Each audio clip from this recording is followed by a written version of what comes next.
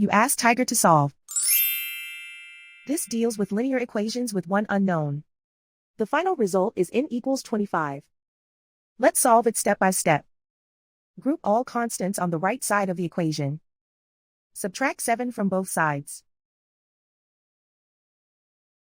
Simplify the arithmetic.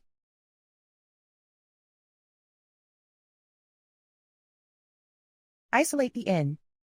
Multiply both sides by inverse fraction 5 over -1. Group like terms.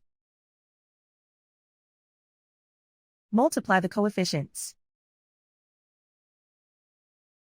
Simplify the arithmetic.